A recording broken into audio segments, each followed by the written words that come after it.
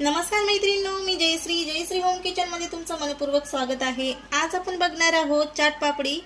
तर त्यासाठी लागणारे साहित्य आहे, इथे मी मैदा घेतलेला आहे। तर या वाटीने आपल्याला 2 वाटी मैदा घ्यायचा आहे। तर इथे मी 2 वाटी मैदा घेतलेला आहे। यावर घालायचा आहे आपल्याला ओवा। तर अर्धा चमच घेतलेला आहे ओवा, छान असा क्रश करून घ्यायचा आहे आपल्याला हातावर। आणि नंतर यामध्ये घालायचा आहे त्याचबरोबर चवीनुसार मीठ आणि तेल घालायचं आहे।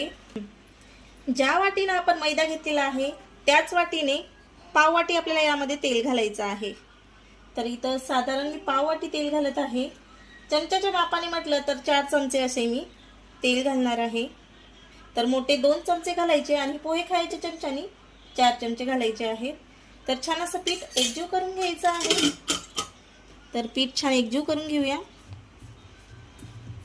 आणि थोडं थोडं पाणी घालून पीठ छान असं मळून घ्यायचं आहे। तर पीठ छान एकजीव करून झालेलं आहे, तुम्ही इथं बघू शकता छान गोळा बनत आहे। तर थोडं थोडं पाणी घालून आपण पीठ छान असं मळून घेणार आहोत।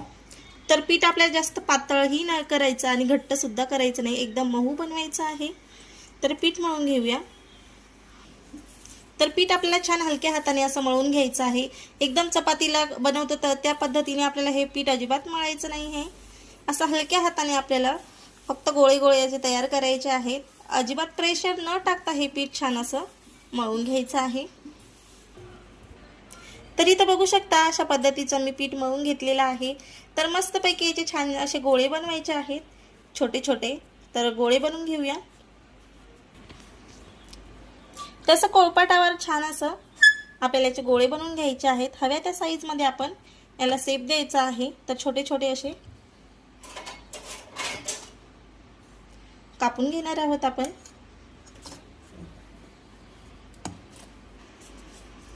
तर अशा पद्धतीचे आपल्याला गोळे बनवून घ्यायचे आहेत।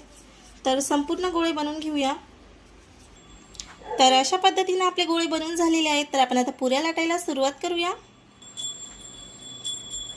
तर पातळ अशी आपल्याला पुरी लाटून घ्यायची आहे। पिठाचा वापर न करता आपल्याला ह्या पुऱ्या लाटून घ्यायच्या आहेत। याला तेल असल्यामुळे अजिबात हे चिटकत नाही। तर इथं बघू शकता अतिशय छान अशी पातळ मी पुरी लाटून घेतलेली आहे आणि एका झाकणाच्या साहाय्याने याला मस्तपैकी शेप दिलेला आहे।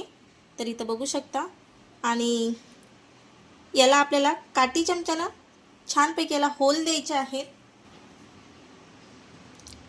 तर असे होल पाडायचे आहेत जेणेकरून ही टम्म फुगणार नाही। तर अशा पद्धतीने आपल्याला सर्व पुऱ्या बनवून घ्यायच्या आहेत। परत मी एक पुरी बनवून दाखवते।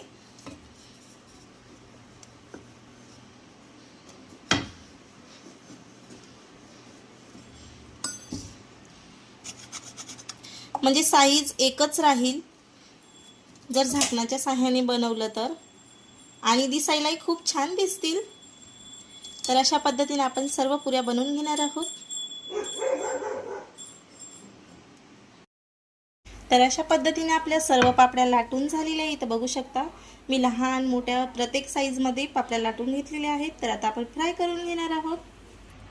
तर तेल तापवायला ठेवलेलं आहे आणि आपल्याला मीडियम गॅसवरच ह्या पापड्या फ्राय करून घ्यायच्या आहेत।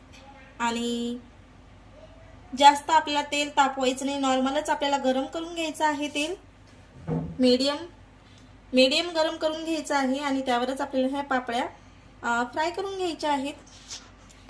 तर तेल आपलं छान गरम झालेलं आहे आणि मीडियम गॅस केलेला आहे मी। तर मीडियम गॅसवरच ह्या पापड्या आपल्याला छान अशा फ्राय करून घ्यायच्या आहेत। तर बसल तितके यामध्ये आपल्याला पापड्या टाकायच्या आहेत।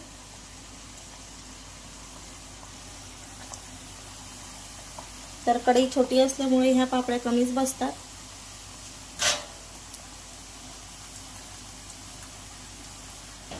आणि छानपैकी अशा कुरकुरीत आपल्याला ह्या पापड्या फ्राय करून घ्यायच्या आहेत।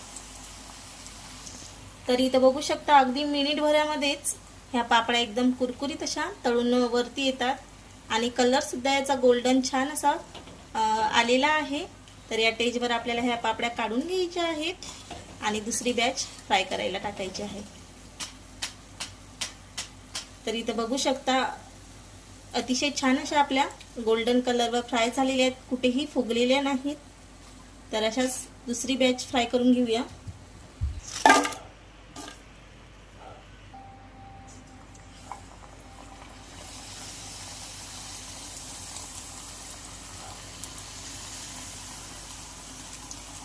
अगदी मिनिटभरातच ह्या पापड्या फ्राय होऊन वर येतात. खूप सोपे आहे बनवायला. घरच्या घरी आपण कधीही बनवू शकतो ह्या पापड्या.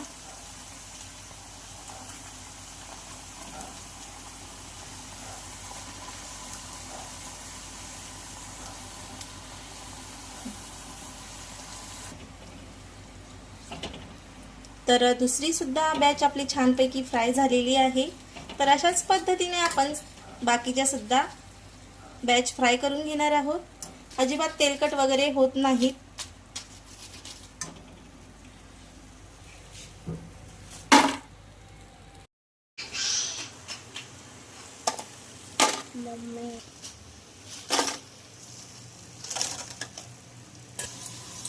अशा पद्धतीने आपल्या पापड्या तळून झालेल्या आहेत. तर ह्या चाट पापड्या अतिशय कुरकुरीत आणि चविष्ट होतात आणि बनवायला खूप सोप्या आहेत.